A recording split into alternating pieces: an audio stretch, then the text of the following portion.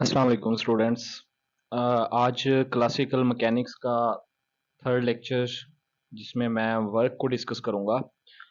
इससे पहले हम लोगों ने लास्ट लेक्चर में जो टॉपिक देखा था वो टार्क वाला था, angular momentum of a single particle, और law of conservation of linear momentum था। ये भी सिंगल पार्टिकल के लिए ही था। आज जो मैंने डिस्कस करना है वो मैंने डिस्कस करना है वर्क को। जो वर्क होता है बेसिकली वो होता है the dot product of force and displacement, जिसको आपने यूं भी पढ़ा हुआ है कि इसकी इक्वेशन ये पढ़ी हुई है आपने कि F dot D dot product होता है फोर्स का और डिस्प्लेसमेंट का।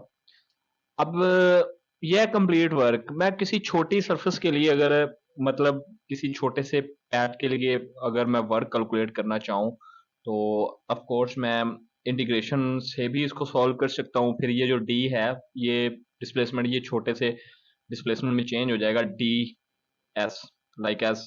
अगर मैं इसको इंटीग्रेशन वाली फॉर्म में लिखूं तो मैं लिखूंगा जो वर्क होता है वो इक्वल होता है इंटीग्रेशन पाथ 1 to 2। दो पाथ ले रहा हूँ इस डायग्राम में, देखें ये एक पॉइंट है, ये दूसरा पॉइंट है। अब इसके दरमियान जो पाथ नंबर 1 ये है और पाथ नंबर ये 2 है, ये एक क्लोज्ड पाथ है।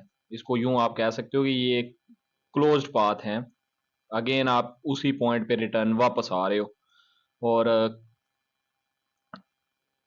अब ये इक्वल होता है एफ डॉट डी एस। ठीक है, इसको लिखेंगे एफ डॉट डी एस, जिस तरह ये लिखा हुआ है।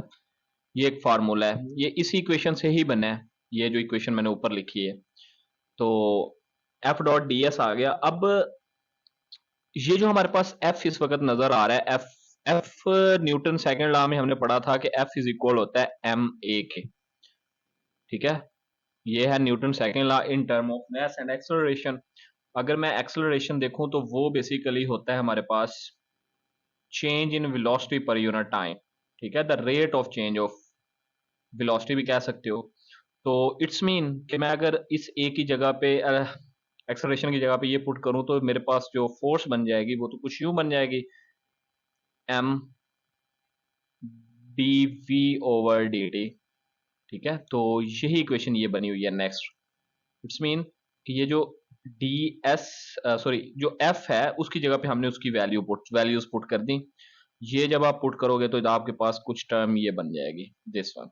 ओके, अगर मैं इसको मजीद थोड़ा सा सॉल्व करूं तो वेलोसिटी किसके इक्वल होती है, मैं इनको जरा रेज कर दूं ताकि इसको रफ वर्क में यूज कर लेंगे रफ वर्क के लिए। अब यहाँ पे जो वेलोसिटी होती है वो होती है D S by D T. तो अगर मैं यहाँ से डी एस की वैल्यू निकालना चाहूँ तो जो डी एस है वो इक्वल आ जाएगा वी डी टी के। और ये जो डी एस की वैल्यू हमने निकाली है ये इसलिए निकाली है कि एफ की जगह पे तो ये फोर्स, ये वैल्यू पुट हो जाएगी, और जो हमने डी एस की निकालनी है ये वैल्यू यहाँ पुट हो जाएगी। तो हमारे पास एक न्यू टर्म बन जाएगी जस्ट लाइक दिस वन। ये एक नई वैल्यू बनेगी जो कि ये भी वर्क की। तो इसमें मैं एम कांस्टेंट है उसको बाहर निकाल लिया, तो ये टर्म है। अब इस टर्म को जरा एक नए वे में देखते हैं। सपोज करें, ऐसा होता नहीं लेकिन सपोज करें कि डी बाय डी टी जो है वो आपने डेरिवेटिव लेना है वी डॉट वी का।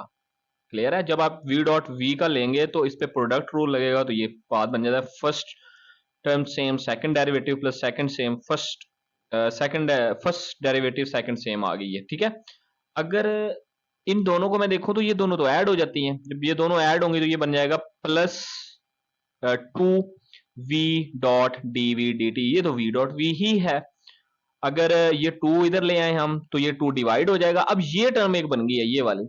और जरा गौर करें कि ये भी तो यही है v डॉट डी वी, यानी v को पहले बेशक यूं भी तो लिख सकते हैं ना इसको, v dot D V by D T. मसला तो नहीं है, ये इसके नीचे आएगा जस्ट। तो इसका मतलब है कि इस जगह पे जहां पे ये वैल्यू लिखी है उसकी जगह पे हम लिख सकते हैं 1/2 D over D T V dot V. समझ आ रही है?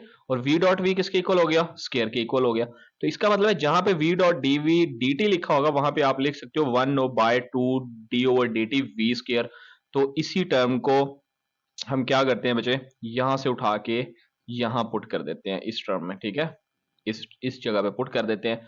और जैसे ही आप पुट करते हो, पुटिंग इक्वेशन 2 इन इक्वेशन 1, तो आपके पास वैल्यू आ जाएगी W is equal to M 1 to 2 1/2 d/dt v² ये dt कट जाएगा आपके पास, तो ये टर्म आ गई 1/2, ये तो कट गया ना, dv², d से ये इंटीग्रेशन कट गया और आपने लिमिट लगा दी 1 to 2 1/2 mv²। और अगर आप ये देखें तो जो कैनेटिक एनर्जी का फार्मूला होता है बेटा, वो होता है 1/2 mv²। यहाँ पे जो कैनेटिक एनर्जी क्लासिकल में हम यूज करेंगे उसको लिखेंगे टी से, ये याद रखना है आपने। क्लासिकल मैकेनिक्स में जब आप कैनेटिक एनर्जी को लिखोगे तो वो लिखोगे टी से।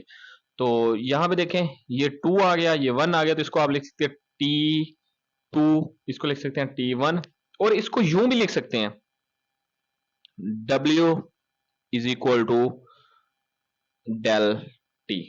It's mean we can say that the work is equal to change in kinetic energy. The work done is equal to the change in kinetic energy. Now the work done around a closed path is equal to 0. देखिए जरा, again मैंने जब start में ये बात की थी तो मैंने कहा बेटा पाथ आपके पास कौन सा बन रहा है, क्लोज्ड पाथ है, और अगर पाथ क्लोज्ड होगा तो आप कहेंगे W इज इक्वल टू, ये इंटीग्रेशन में आपने ये सर्कल सा डाल देना है, यही आपको एक्सप्लेन करवाएगा कि जो आपका पाथ है वो कैसा है, क्लोज्ड है। और याद रखिएगा जो वर्क होता है वो पाथ इंडिपेंडेंट होता है, तो उसको आप लिखेंगे 0, जो सा मर्जी पाथ यूज कर लें लेकिन हो क्लोज्ड। तो F.ds जो है वो किसके इक्वल आ जाएगा, 0 के। तो वो कहता है the field in which work done along a closed path is equal to 0 known as conservative field। ये बहुत इंपॉर्टेंट शॉर्ट क्वेश्चन आता होता है, ठीक है, ये शॉर्ट क्वेश्चन आता होता है कि कंजर्वेटिव फील्ड को डिफाइन करें। तो ये वो फील्ड है जिसके अंदर जो आपका वर्क है वो क्लोज्ड पाथ में और वो 0 हो, उसको आप कंजर्वेटिव पाथ कहते हैं, और जो वर्क है वो पाथ से इंडिपेंडेंट होता है, ठीक है, पाथ पे बिल्कुल भी वो डिपेंड नहीं करता। Such as now the work for path 1, अगर पाथ 1 की मैं बात करूं, मैं अगेन यहीं पे बना देता हूं पिक्चर कि ये हमारे पास एक पॉइंट है, ये 2 पॉइंट है, ये क्या बन गया पाथ 1, यानी 1 से 2।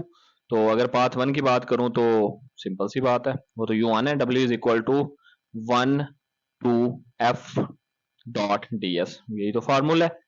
और अगर मैं अगेन 2 से 1 की बात करूं तो उसको आप यूं लिख सकते हो 2 to 1 F.dt, क्लियर है। और अगर आप इसको अगेन इसकी तरह ही लिखना चाहते हो तो यहाँ पे आप क्या साइन यूज करोगे, माइनस का, बिकॉज डायरेक्शन अपोजिट है, इधर ये डायरेक्शन है तो इधर ये डायरेक्शन है। तो ये देखें, इसको आप जो वर्क होता है बेसिकली वो भी पोटेंशियल एनर्जी के इक्वल होता है, तो इसको आप लिख लेंगे V1 और इसको आप लिख लेंगे V2। मतलब ये जो टर्म है, ये जो टर्म है इस पाथ वाली, यहाँ पे V1 हो जाएगा बेटा और यहाँ पे हो जाएगा V2।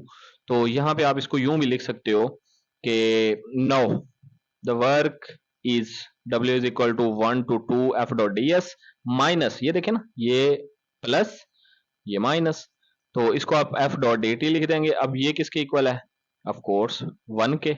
ये किसके इक्वल है, ऑफ कोर्स 2 के। No comparing equation A and B, A कौन सी थी, जरा गौर कीजिएगा, D2 minus T2 minus T1, और ये है V1 माइनस V2। तो अगर मैं इसको अरेंज कर लूं तो T1 plus V1, T2 plus V2। अब अगर यहाँ पे देखें तो यहाँ पे कैनेटिक एनर्जी है फर्स्ट पाथ पे, पोटेंशियल एनर्जी है फर्स्ट पाथ पे, वो इक्वल है kinetic energy first second path पे, kinetic energy potential energy first path पे। इसका मतलब है कि फर्स्ट पाथ के लिए भी टोटल एनर्जी वही है, सेकंड पाथ के लिए भी टोटल एनर्जी सेम है। तो अगर एनर्जी सेम है तो इट्स मीन मैं कह सकता हूं कि यहाँ पे the law of conservation of energy hold करता है, ठीक है, law of conservation of energy जो है वो होल्ड करता है। तो ये हमारी वर्क की डिस्कशन होगी, और ये प्रूफ भी आता होता है कि आप ये प्रूव करें T1 plus V1 is equal to T2 plus V2, ये अक्सर प्रूव आ जाता होता है। तो ये आपने करना है, ये वर्क वाला हो गया।